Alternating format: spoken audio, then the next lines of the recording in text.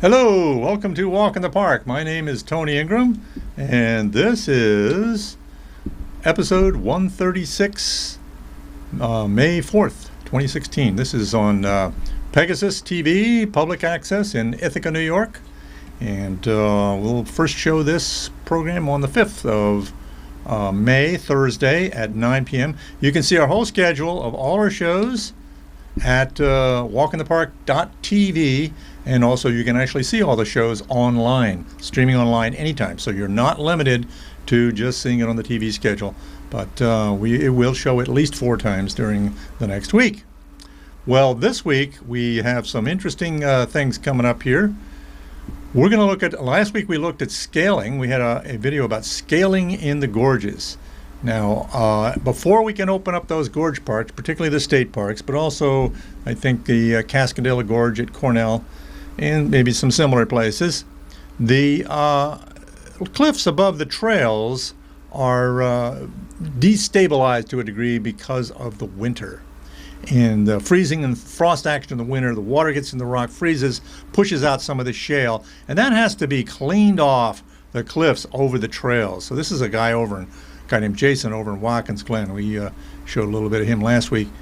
So that's been done at Buttermilk Falls State Park. They're probably still working on that in the upper end of the Gorge Trail at Tubman, and they're working on it at Watkins Glen State Park, which it takes about a month to do over there because they have a long gorge with a lot of trail underneath cliffs.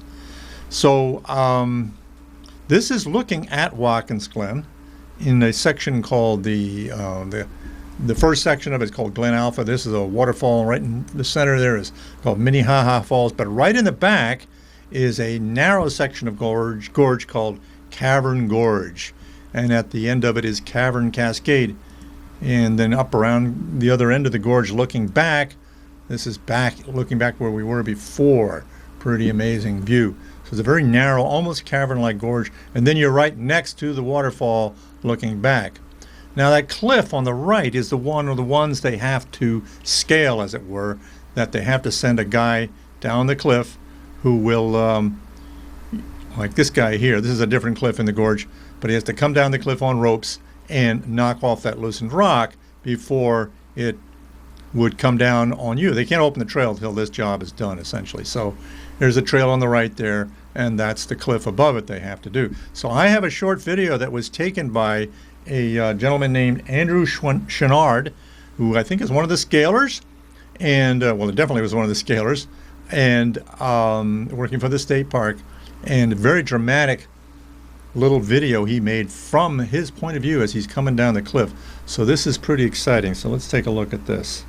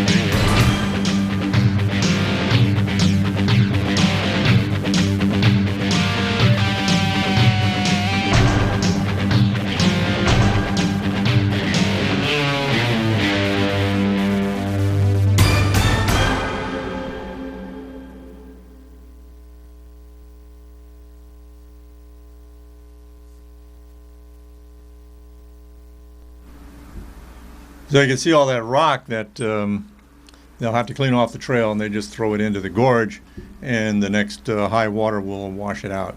So as if it had fallen on its own naturally. So they're just speeding up nature there to make it a little bit safer for us to go in there, and these shale cliffs that are so fragile. And you probably noticed the device he had on his rope there that helps him on his rappel down to control just how far down he goes at any one point, and can lock it.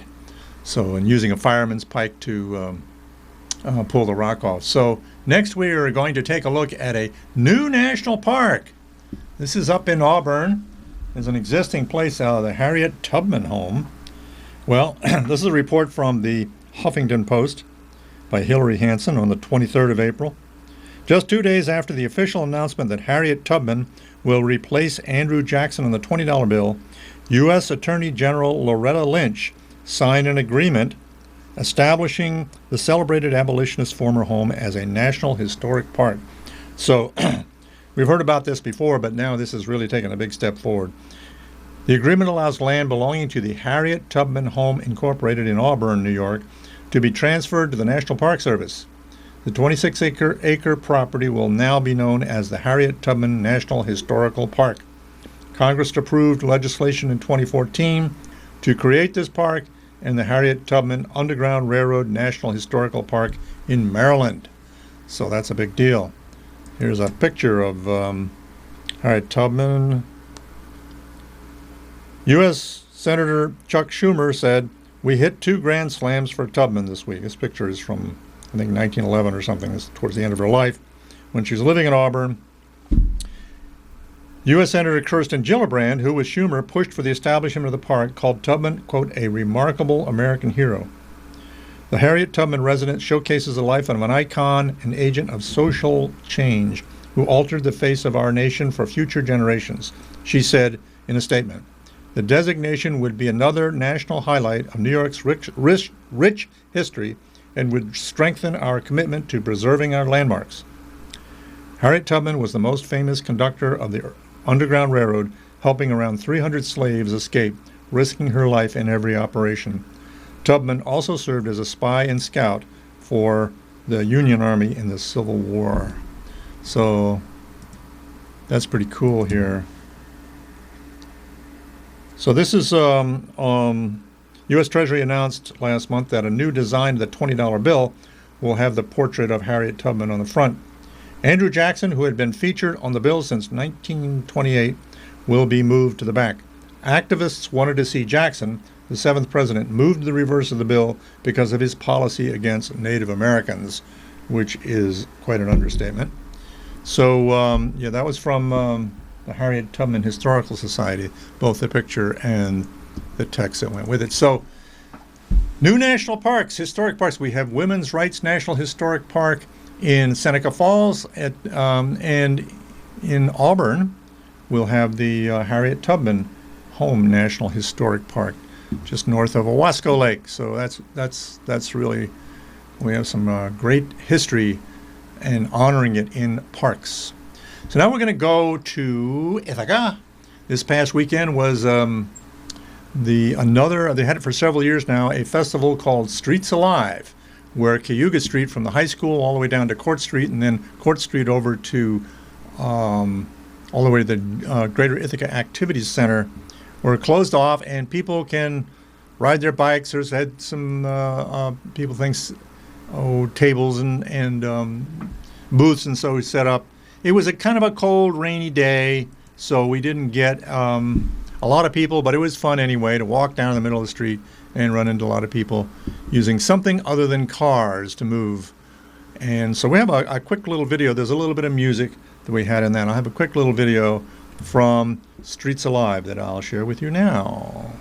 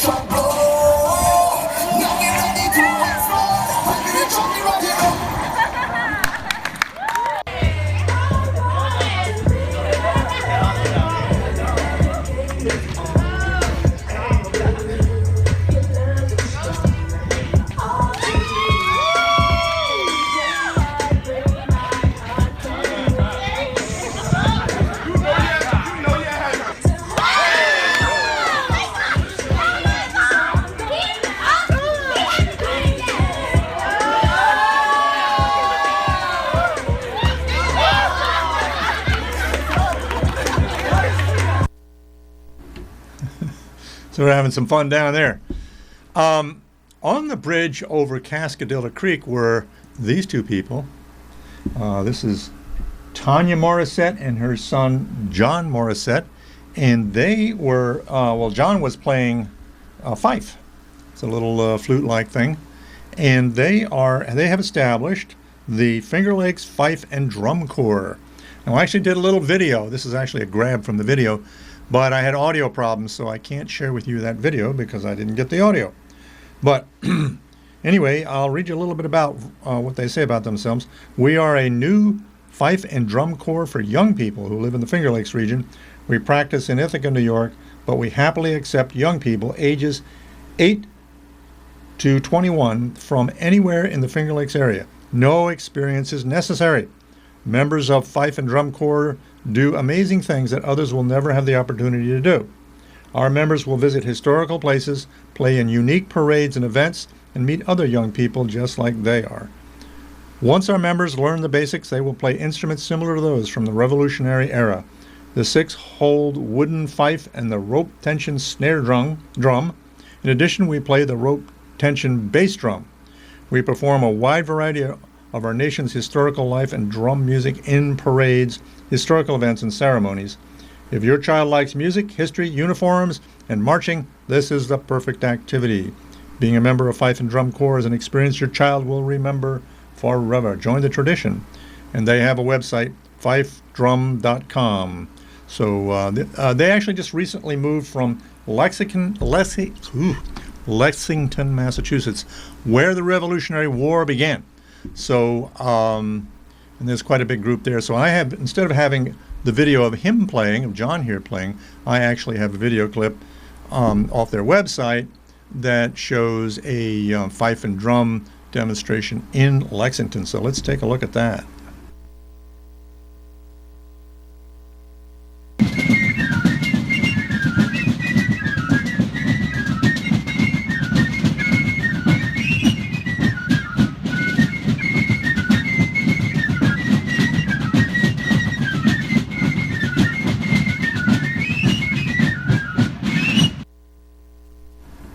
Okay.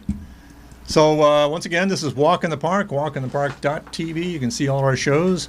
You can see this show again if you want at my website. Well, I'll have this one posted up probably within a day. So now we're going to do a different thing. We're going to go to a Finger Lakes Land Trust Preserve. Now, about 3 years ago, I had a show about this one, the Roy H. Park Preserve. And I went back there a couple of weeks ago. And it was kind of a rainy day, but it wasn't that cold. It was rather mild. And I went for a hike, something I'd wanted to do. I'd been to the preserve area, but they have a trail that goes from there. Where is this located? Well, it's in the town of Dryden. That's going from the center left up to the upper right of the map is Irish Settlement Road, which runs from Slaterville Springs to Dryden. And it goes among a Hammond Hill State Forest on the right, and on the left is Yellow Barn State Forest, those green areas. And then there's a Cornell Natural Area, that red area on the lower half of the picture.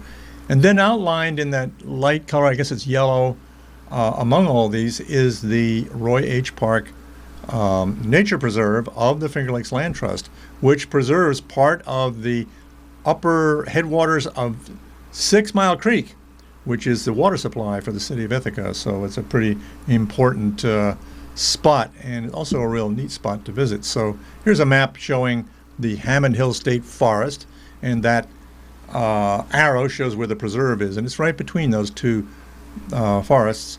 And the preserve is intended to try to hook up a part of what the Land Trust calls, and also the Finger Lakes Trail Conference calls, the Emerald Necklace in the Finger Lakes, which would stretch from the state forests on the northeast there, Hammond Hill and Yellow Barn and others, that's off to the right, and down through various state forests and parks and land trust preserves and Cornell preserves and other similar areas, and all the way around up to in Schuyler and Seneca counties between the lakes, the Finger Lakes National Forest, hoping to hook up around 50,000 acres or so. And this will be good for, particularly good for wildlife, creating some wildlife corridors and helping protect ecosystems in general. So it's a long-term project, and this preserve is a another gem in the necklace, as they say. As you come to the entrance there is this kiosk, and there's a whole lot of information about the preserve there, plus maps and so forth. But it's very nicely done displays, interpretive displays in there. And 3 years ago, I believe it was 3 years ago, yeah, there was the construction of this boardwalk over the 6 Mile Creek headwaters there, and the beaver ponds and so forth. This is what it looks like now. This is what it looked like when it was just finished. And this is what the marsh looked like. Marshland, this is looking from that boardwalk, looking south. That is 6 Mile Creek in its upper section there. Well, things have changed, because not only have people done things there, but animals have too. Beaver have altered this landscape. They've loved this marsh, and they've moved in and they built a bunch of dams and lodges. There's a couple of lodges right there. This is all in the area of the boardwalk we're looking at here, and then walking up a little path along it. There's a beaver lodge. So they've cut down quite a few small trees, and pretty neat. And there's a lot of wildlife moving in. There were geese and ducks on these ponds they'd created. So they create habitat for other species, fish and amphibians and that sort of thing. So I have a little video. I'm going to show you a clip from this. This is one of the beaver dams here. So we'll bring that one right up here.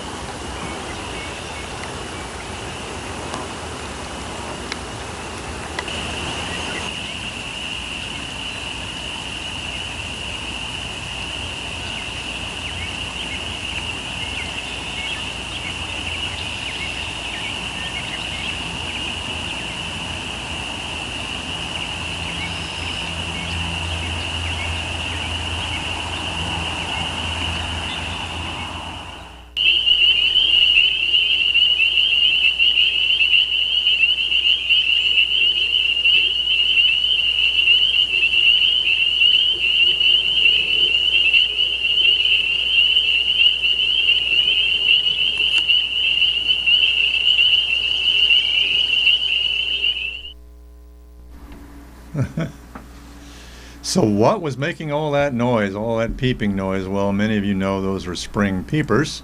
And the spring peeper, or Pseudacris crucifer, used to be called Hyla crucifer, but they changed the genus, is a small chorus frog widespread throughout the eastern U.S. and Canada.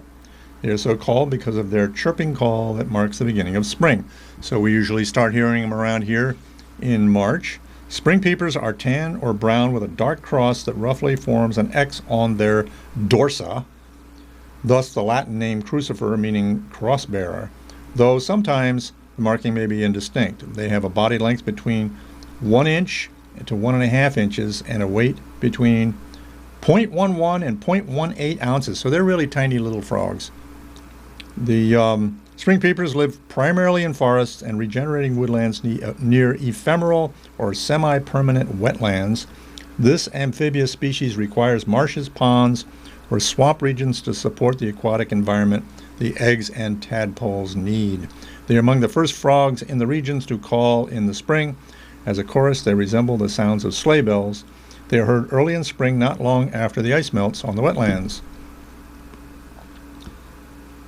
The males usually call from the edges of the bodies of water in which they breed, hidden near the bases of shrubs or grasses. Even when calling, they may be difficult to locate and are most easily seen when in amplexus in the shallows, and that is their reproductive mode for amphibians.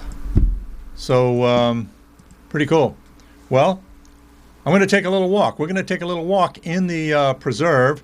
We'll go back to our map here, and the preserve is right in the middle. We'll zoom in, and you can see the parking area there just left as center. And there is this, what looks like a coral snake going up through the middle and right side of the map. Well, that is a trail that was built at the time the boardwalk was built that connects the preserve with trails up on Hammond Hill and eventually the Finger Lakes Trail up there. So I wanted to come back and walk that path. Well, it's a trail. It goes up the hill on Hammond Hill. So I did that day. And as soon as you enter the forest there, let's see. I got some notes on that. Let's see. Okay, the boardwalk and mile-long trail connect the preserve to more than 20 miles of multi-use trails in Hammond Hill State Forest. Please note that while hunting is prohibited in the Roy H. Park Preserve, it is allowed in the adjacent state forest through which the trail passes, and that's what this sign says. So, but going through the woods, it's still near the wetland there. Look at all the small trees the beavers have cut, so you can see where they got their material from. Goes through a spruce plantation, an old spruce plantation. This was planted by people in the past to, with the idea that these spruces might be worth something someday. I don't think they really are. But and then finally emerges from that into a normal northern hardwood beech maple hemlock type forest. Here we are among the hemlocks, higher and higher up the hill. And finally you reach the end, which is up on Hammond Hill Road.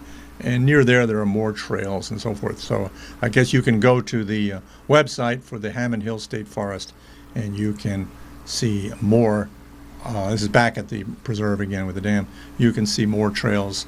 And they have cross-country ski trails, snowmobile trails, hiking trails, that sort of thing. So, yes, here we are still at Walk in the Park, walkinthepark.tv. Let's see where we're going to go next here. Oh, yes, if you're going to, well, let's see. Why don't we go to, we're going to go to Buttermilk Falls State Park. So I was wandering there the other day. I live pretty near the park, so I often take my walks in the park there. And this is along what they call the Bear Trail, which goes along the creek on the west side of the creek.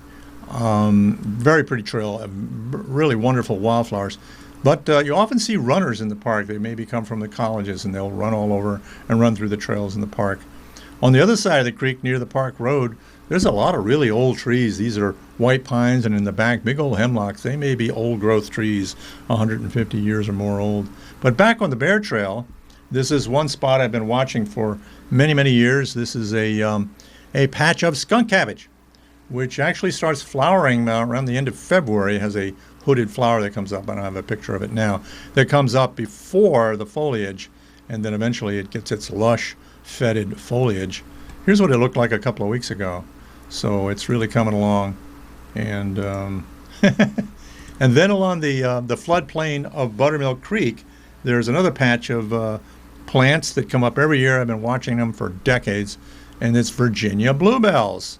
And just for fun, I have a very short video of Virginia bluebells. I'll show you.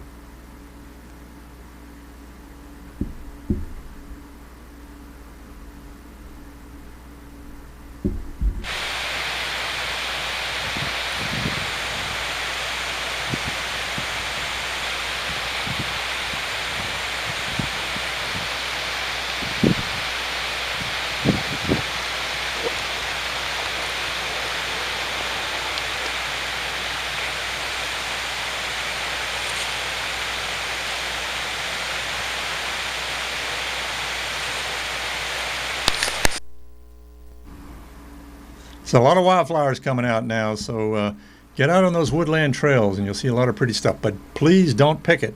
because it's a difficult life for the woodland wildflowers. They don't get a lot of light. Most of the light that they get is in the spring before the leaves in the trees open up and shut out 90% of the light. So they have to get their job done and store food in their roots for the next season. And many of these patches of plants, they could be centuries old. But if you pick the plants, maybe they won't store that food in their roots, or maybe they won't flower next year. They have to have enough surplus energy to be able to put up a flower. So please don't pick wildflowers in the woods. Well, we're running out of time here. I'm going to finish it up with this picture, which was not this time of year, but I found it on the internet, and it's pretty cool. Let me see if I can. It's a maize in a maize field, or a cornfield, by Chris, an aerial photographer and blogger, who wrote, "I photographed this clever corn maze in Trumansburg, New York, near the southwest end of Cayuga Lake. For those unfamiliar with the region, the maze depicts all the Finger Lakes and some salient upstate activities: auto racing, ballooning, winemaking, and sailing." And there was a couple of comments on Facebook. It's on Route 96. It's behind the old mini golf course. It was on 96 north of Jacksonville, south of Trumansburg, but alas, has not been done in years. The mini golf course has closed and is now a yoga studio. That's what the commentator said. Well, that's all I've got for you today. I've got to sign off here, but thanks for joining me. We'll see you soon.